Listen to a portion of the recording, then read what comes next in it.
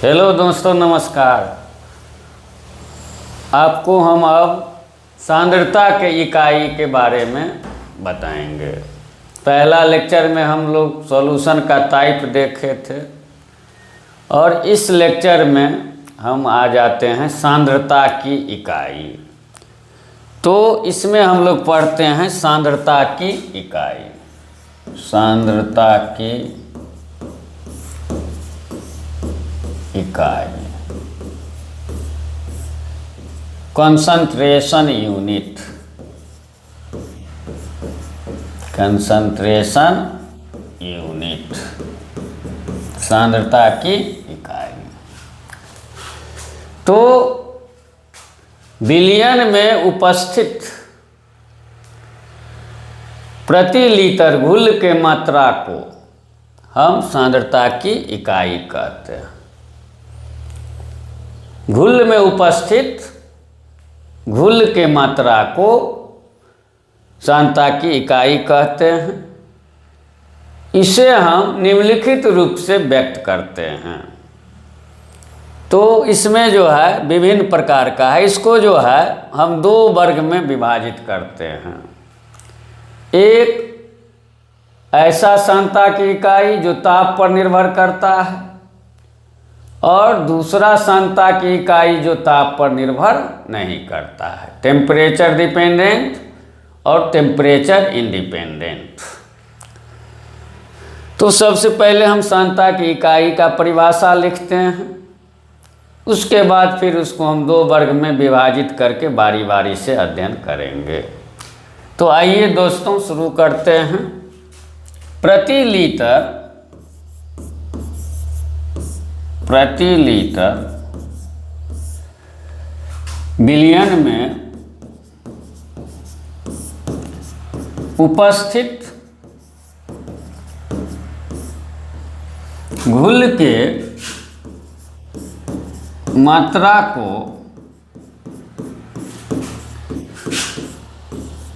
सांद्रता की इकाई कहते हैं।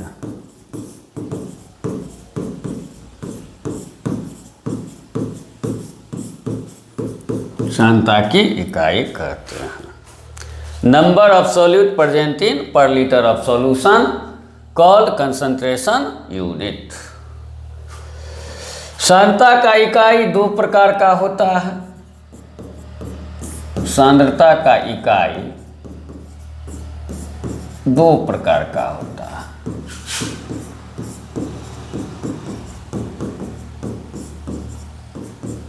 पहला ताप पर निर्भर करने वाला, ताप पर निर्भर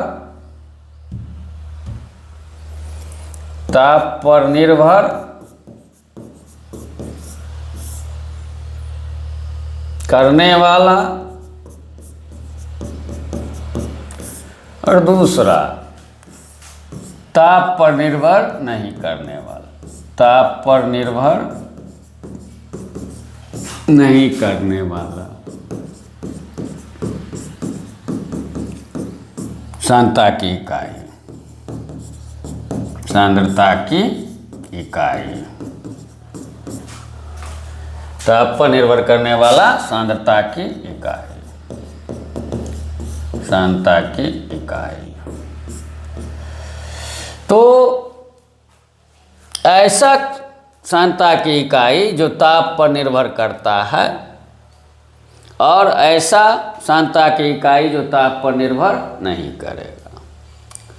तो एक जनरल कंसेप्ट है, जिस सांद्रता की इकाई में वॉल्यूम होगा तो वह ताप पर निर्भर करेगा और जिस सांद्रता की इकाई में वॉल्यूम नहीं होगा तो वो ताप पर निर्भर नहीं करेगा। क्योंकि ताप बढ़ाने या घटाने पर विलयन का वॉल्यूम परिवर्तन होगा, लेकिन द्रव्यमान में कोई परिवर्तन नहीं होगा ताप बढ़ाने से।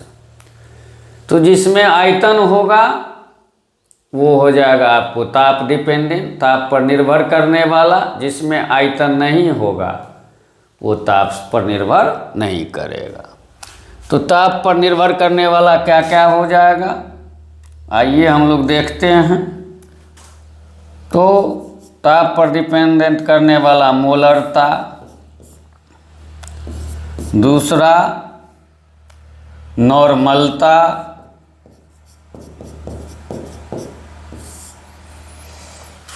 तीसरा परसेंटेज वॉल्यूम बाय वॉल्यूम, प्रतिशत आयतन बट्टे आयतन, प्रतिशत आयतन बट्टे आयतन, प्रतिशत आयतन बट्टे आयतन, प्रतिशत आयतन बट्टे आयतन, प्रतिशत आयतन बट्टे आयतन। इसमें भी वॉल्यूम है।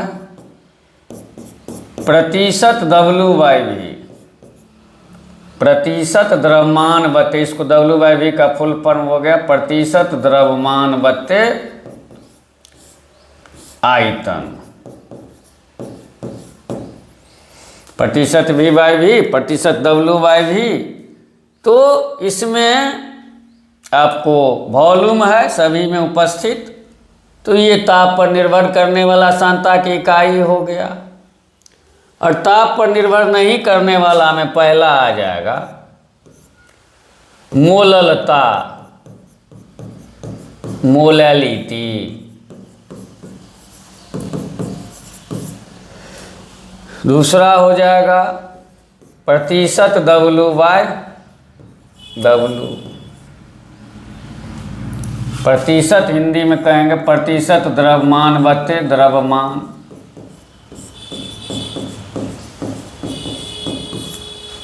मोल प्रभाज,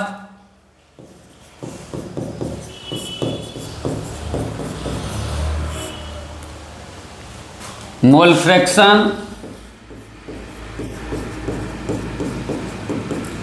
मोल प्रभाज, मोलियंस या मोल विनयन सब एक ही है।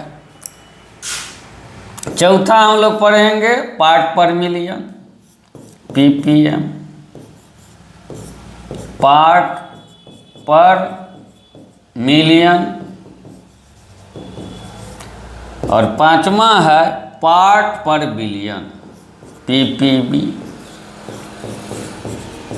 पार्ट पर बिलियन। तो ये सभी सांद्रता की इकाई ताप पर निर्भर नहीं करता है। और इधर वाला जो 4 है सांद्रता की इकाई, ये ताप पर निर्भर करेगा, क्योंकि इसके सूत्र में वॉल्यूम आ जाता है और वॉल्यूम जो है ताप के साथ बदलता है। तो इस प्रकार से कुल सांद्रता की इकाई यदि कहा जाए तो 9 प्रकार का हो गया, 4 इधर और 5 इधर। तो इसको हम लोग बारी बारी से अब अध्ययन करेंगे। पहला हम लोग शुरू करते हैं मोलरता क्या है। तो मोलरता होता है 1 लीटर विलयन में उपस्थित घुल के मोलों की संख्या को मोलरता कहते हैं। तो आइए दोस्तों हम लोग मोलरता का परिभाषा देखते हैं।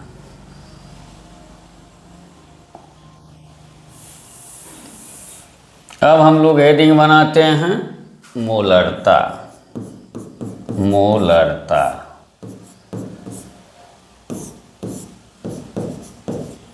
मोलेरिटी,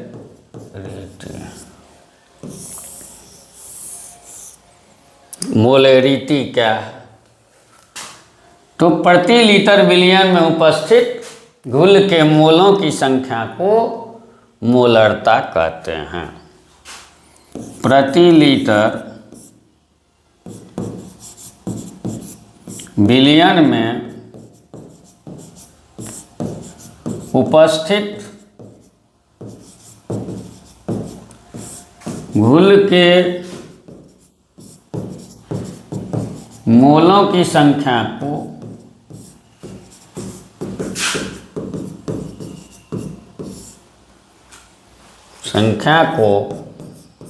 मोलरता कहते हैं,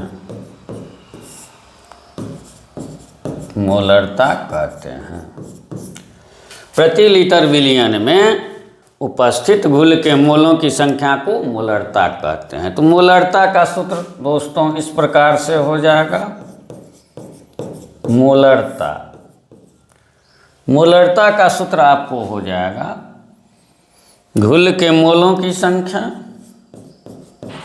घुल के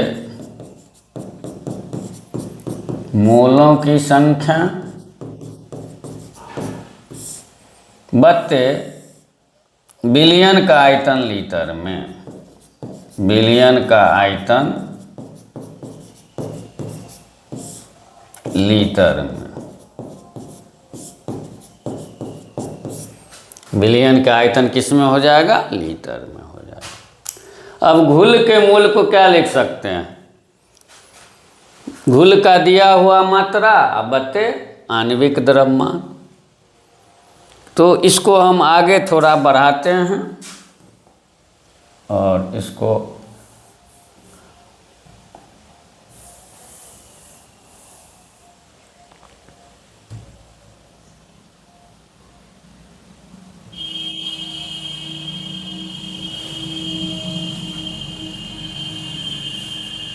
जो है ऐसे आगे बढ़ा। मोलरता बराबर हो जाएगा घुल के मोलों की संख्या बराबर हो जाएगा, घुल के मोल को हम लोग लिखेंगे घुल का दिया हुआ द्रव्यमान, घुल का दिया हुआ द्रव्यमान बत्ते आणविक द्रव्यमान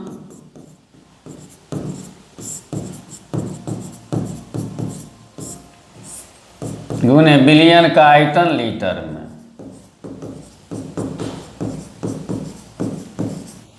विलियन का आयतन लीटर में।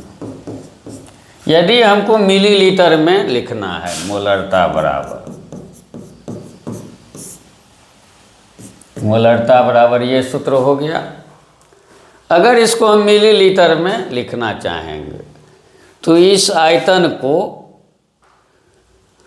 यहाँ लिखेंगे। इतना को हम क्या लिख सकते हैं? वॉल्यूम इन ml बटे 1000, तो 1000 ऊपर चला जाएगा। मोलरता बराबर घुल के मात्रा को हम शॉर्ट फार्मूला लिख देते हैं, तो W और मोलिकुलर मास को m ले लिए और विलियन के आयतन लीटर में। इसको हम ये लिख सकते हैं वॉल्यूम इन ml बटे 1000, तो ये 1000 ऊपर चला जाएगा तो मोलरता बराबर हो जाएगा W गुने वॉल्यूम इन ml बटे मोलर मास,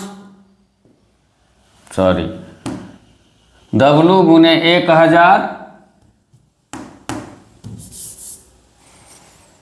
ये 1000 है तो 1000 ऊपर चला जाएगा। W गुने 1000 बटे m गुने वॉल्यूम इन ml। ये आपको यदि मिलीलीटर में विलियन का आयतन दिया हुआ है तो ये सूत्र यूज करेंगे, और लीटर में दिया हुआ है तो ये हम यूज करेंगे। इसका मात्रक जो होता है मोल पर लीटर होगा, और इसे जनरली हम बड़ा M से सूचित करते हैं। इकाई मोलरता का क्या हो जाएगा?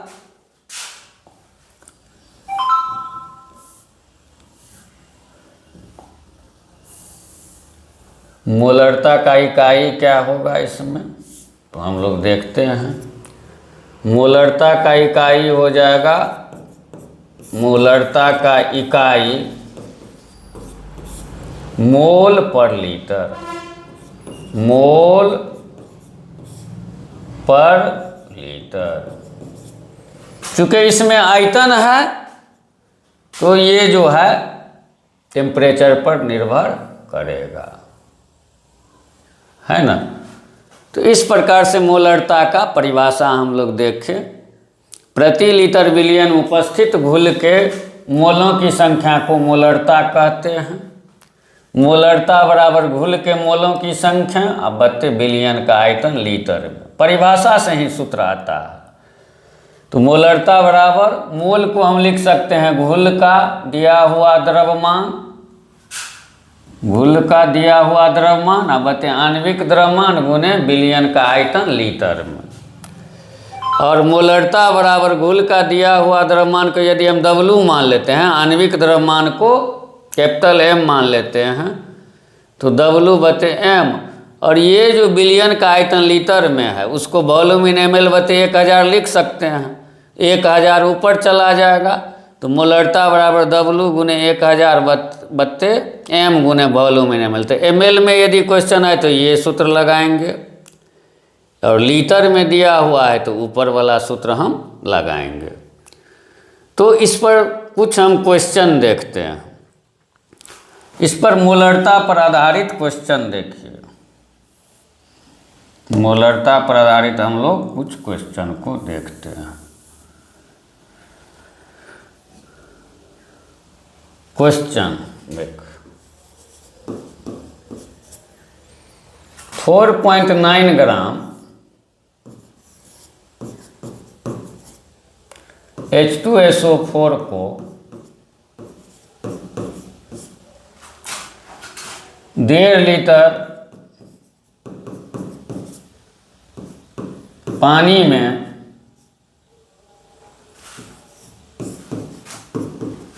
मिलाया जाता है।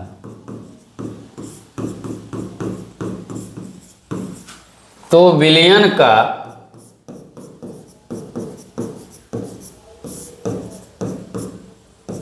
मोलरता ज्ञात करें।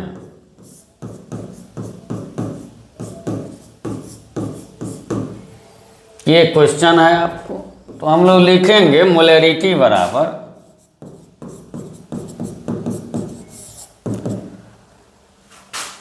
W/M गुने वॉल्यूम इन लीटर, क्योंकि विलयन का आयतन जो है लीटर में दिया हुआ है।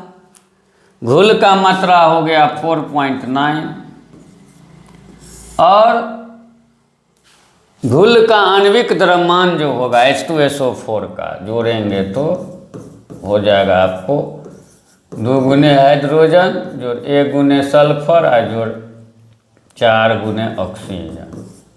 तो ये हो जाएगा 2 गुने हाइड्रोजन का 1 गुने 32, 4 गुने 16, 2 जोड़ 32 और जोड़ 16 चौका 64, इसको जोड़िएगा तो 98 ग्राम आ जाएगा। तो ये ले लिए 98।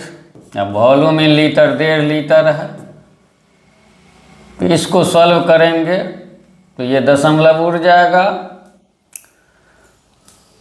ये दशमलव उड़ेगा तो ये हो जाएगा 49, 98 गुने 15, 49 दूना 98 यानी 1/30 यानी 0.033 और कैपिटल M। इस प्रकार से ये सवाल को हम लोग बना लेंगे। दूसरा सवाल हम लोग देखते हैं।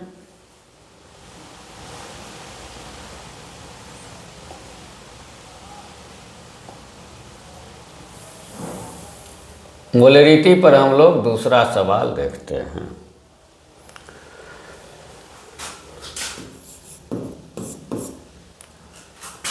फाइव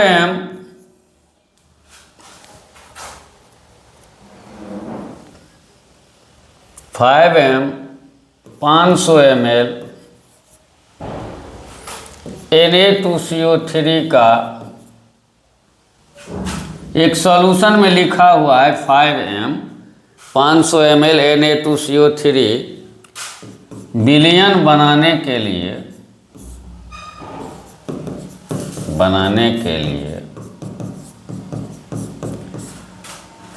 Na2CO3 का कितना मात्रा आवश्यक होगा।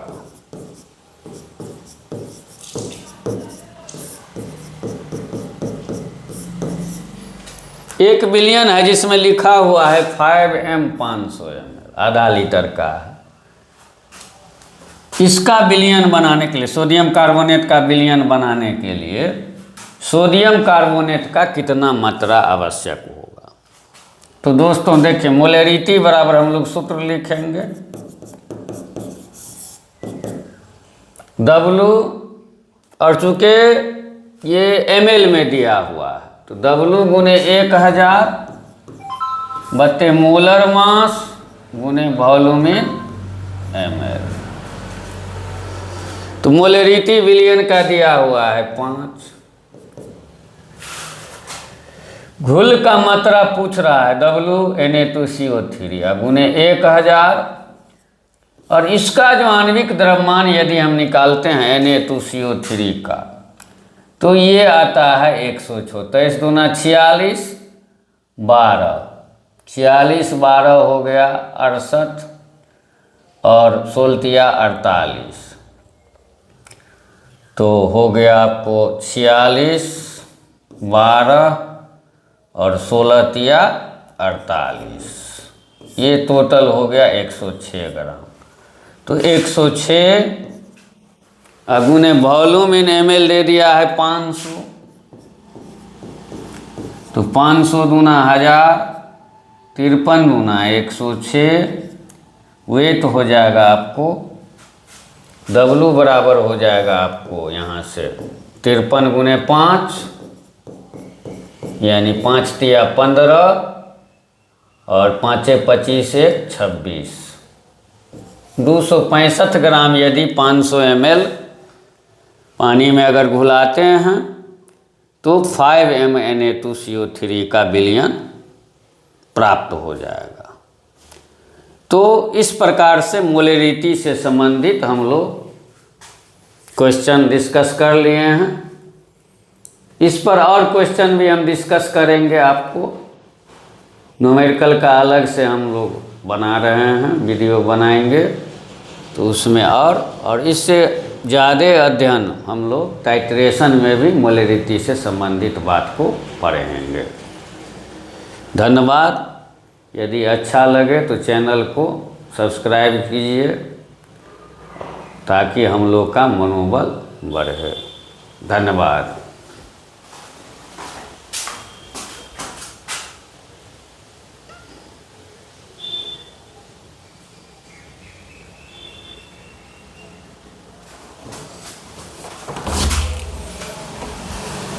सर भऽ गेलै, केकरा टिपै छै, कनि धोखामे दोसर टिपा जेतै तऽ उड़ि जेतै।